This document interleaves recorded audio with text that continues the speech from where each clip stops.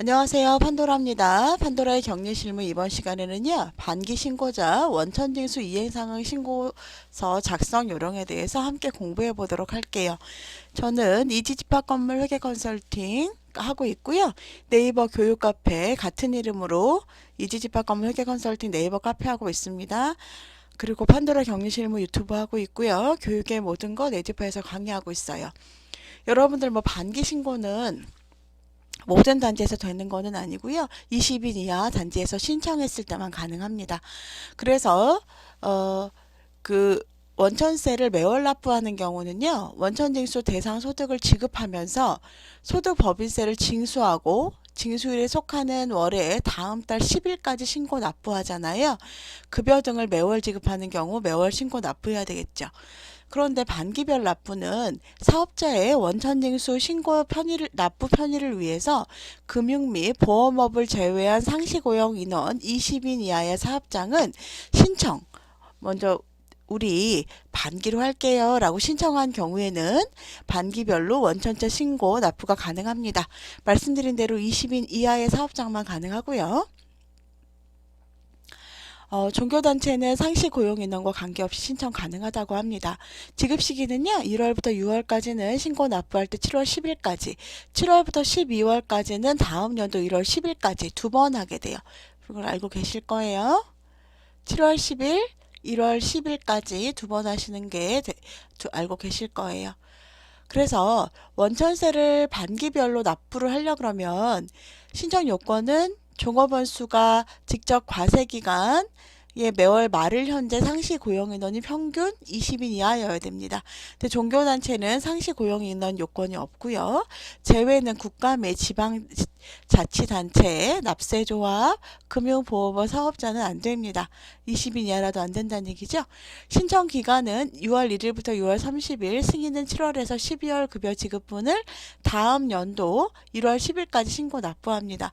12월 1일부터 12월 31일 날 하는데요. 신고하려면 요 두 번의 기회가 있다는 얘기죠. 요 때는 승인했을 경우에는 다음 연도 1월부터 6월 급여 지급분에 다음 연도 7월 10일까지 신고 납부한다고 합니다. 신청은 전자 신청하고 서면 신청이 있어요.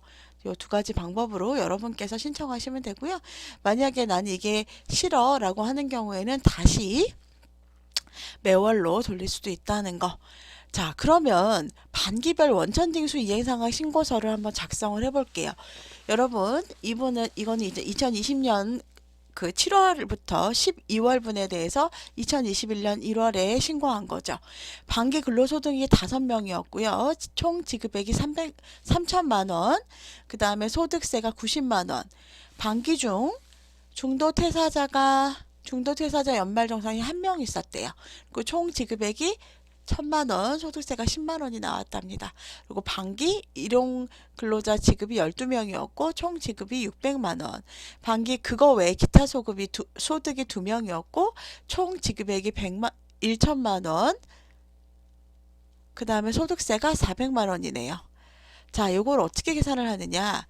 자, 일단은 인원대로 맨 마지막 달에 여기는 뭐 평균이 5명이었는데 어쨌든 이걸 좀 보도록 하겠습니다.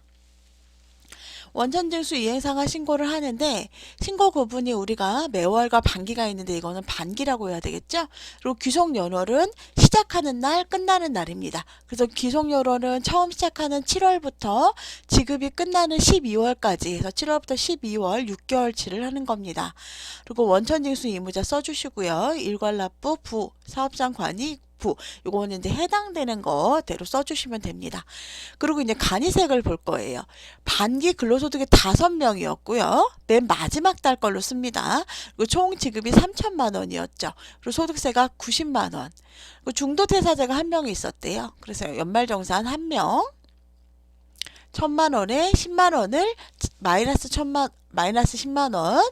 그리고 일용 근로가 12명, 600만 원. 그리고 소득세는 0. 여기는 원천징수를 해주는 게 아니라 이거는 뭐로 해주죠? 뭐 사업소득세다던가 아니면 다른 걸로 납부를 해줄 수 있겠죠.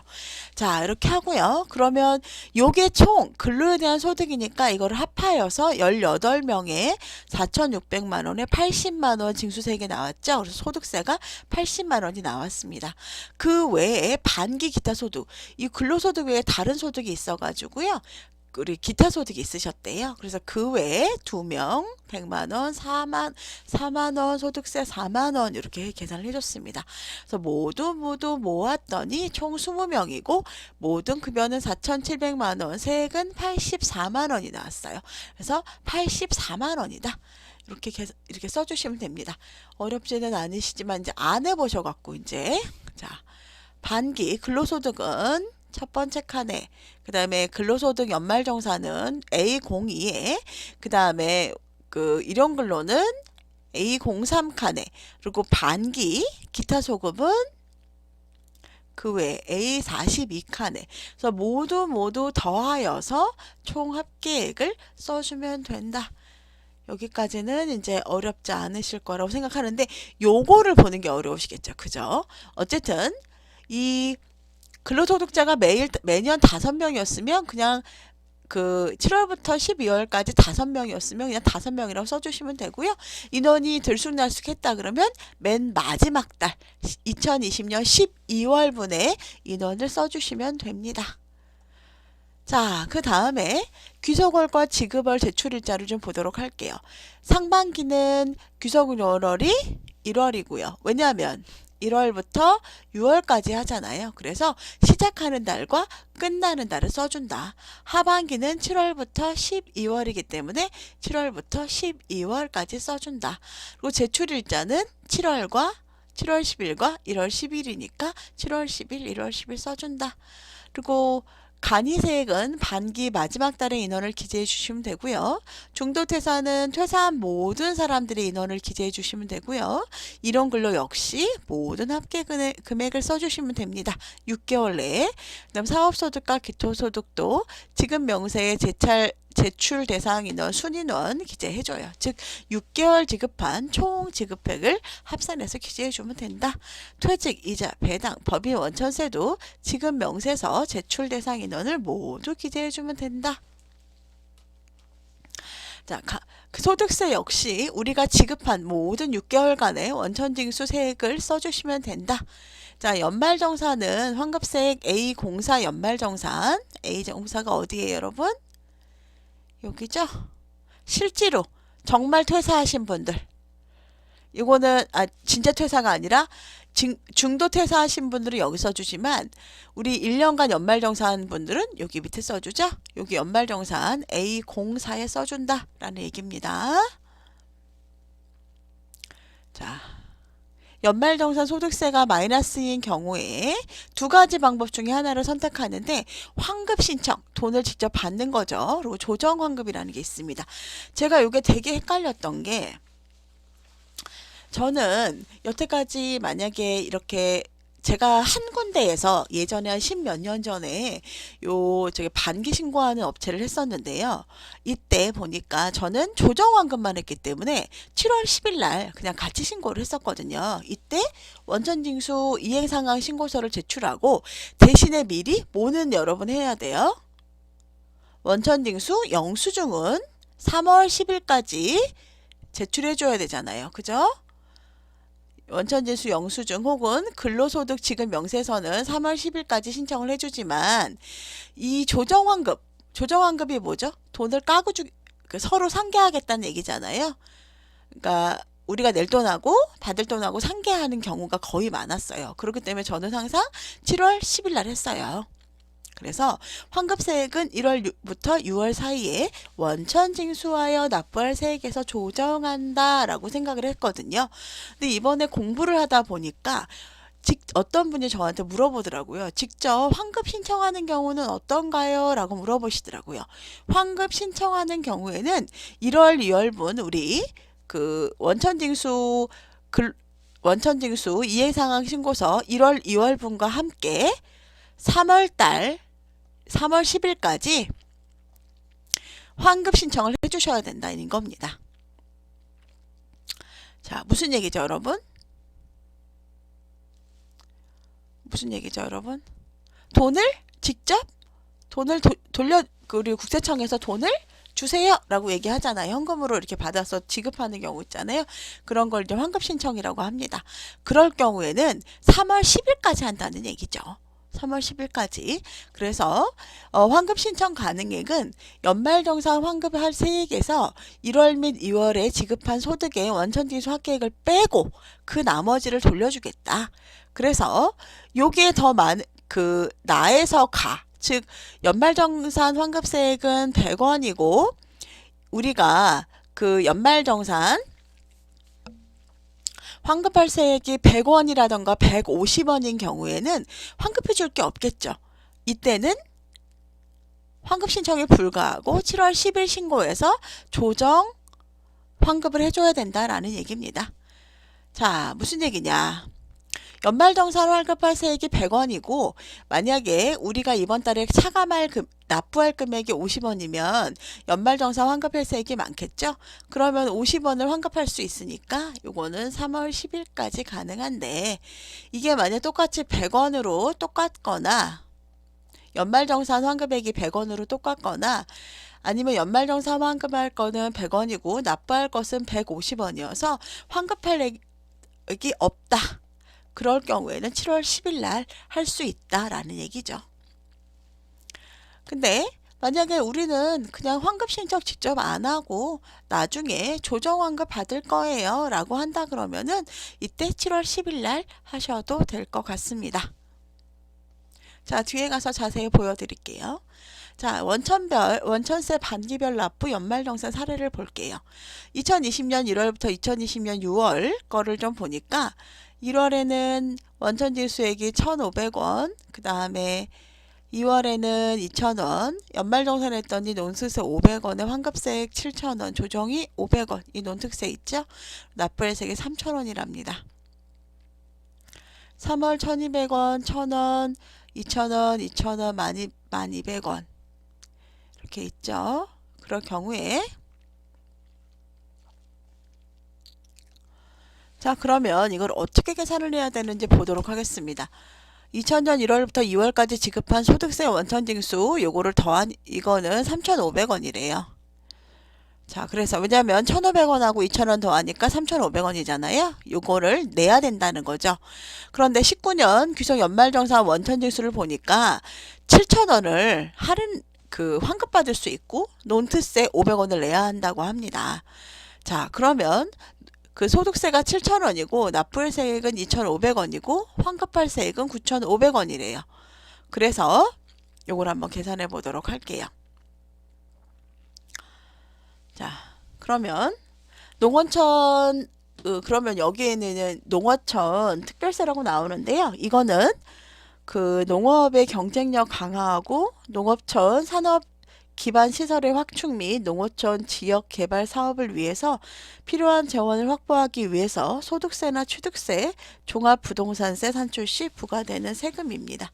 그렇기 때문에 이것도 내야 된다는 얘기겠죠? 자, 그러면 여기 10명의 인원이 여기에 나오지 않았지만 10명의 인원이 있었던 거죠. 그래서 10명의 간이세액이 인원이고 연말정산도 10명이 한 거예요. 총 지급액도 여기에 나오지 않았지만 5만원, 22만원이 나왔어요. 자, 하지만 이제 소득세를 좀 볼게요.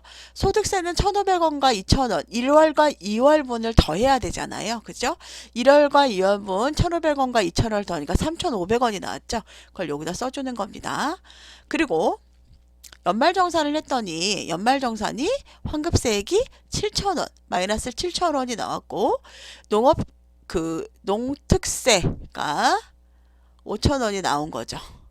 자, 그러면 요거를 다 더해 봤더니 5만원에 22 더하니까 27이고요. 3,500원에 7,000원 더하니까 3,500원 마이너스 3,500원이 나왔죠.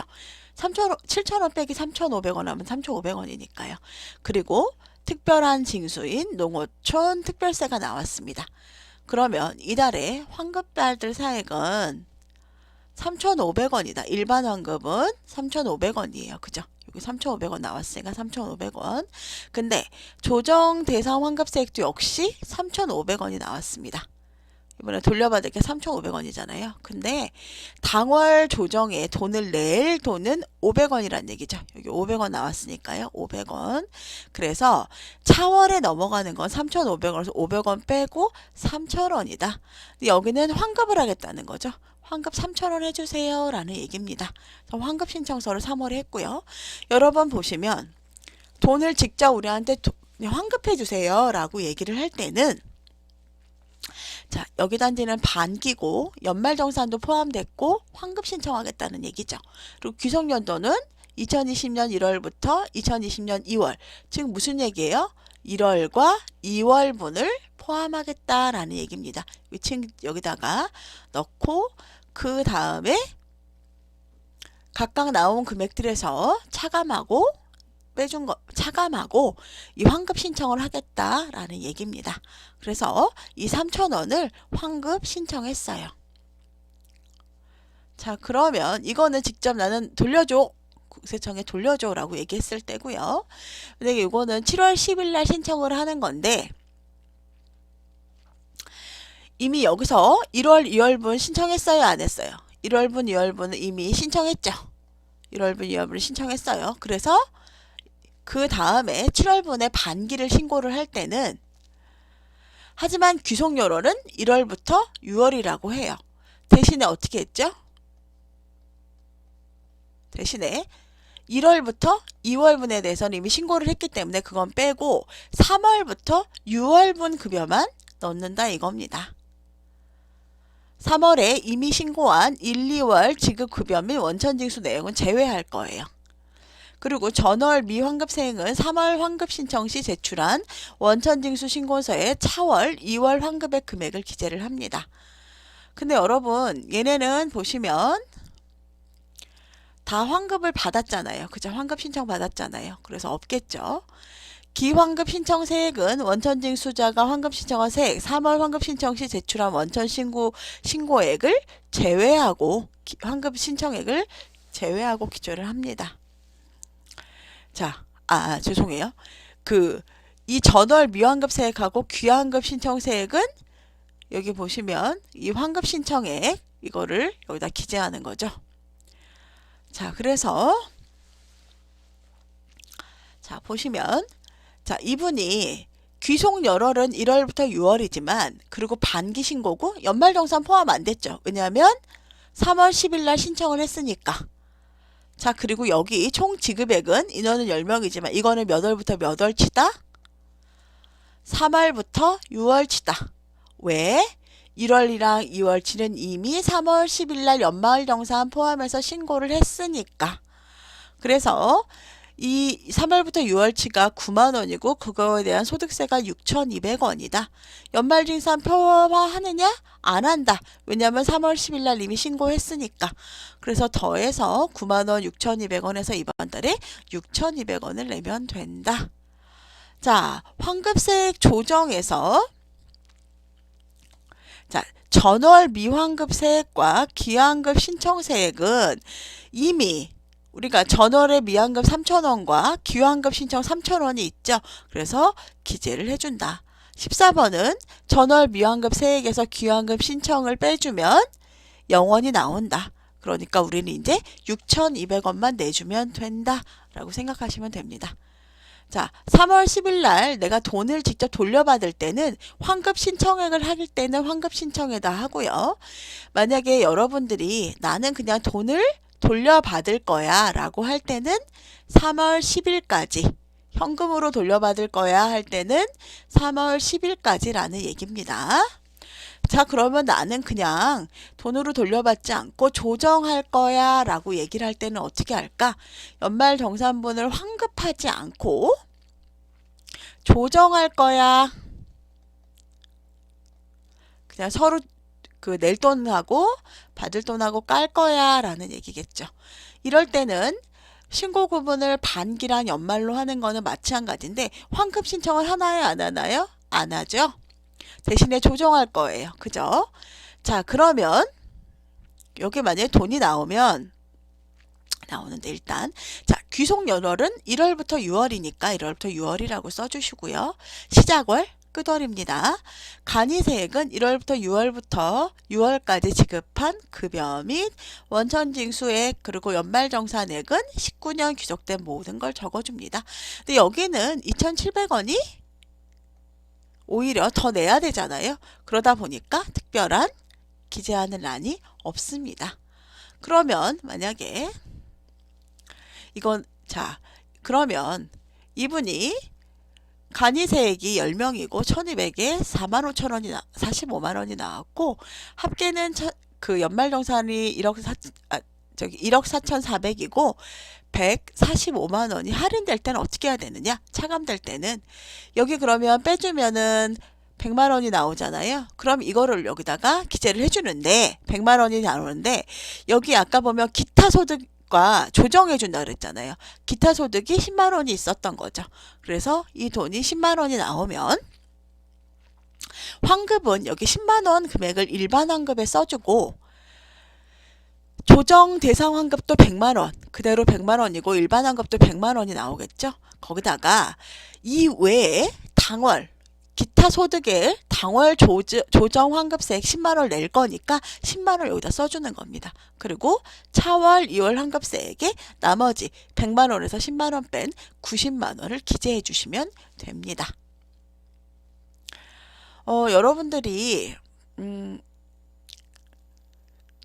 여러분들이 이거를 생각을 하시면서 근데 저는 이거 환급하는 게 되게 좀 복잡하더라고요. 주민세도 그렇고 그러니까 직접 돈으로 그냥 환급받는 거는 좀 복잡하기 때문에 왜 복잡하게 하시는지 모르겠는데 어쨌든 복잡하게 좀 만드셨더라고요.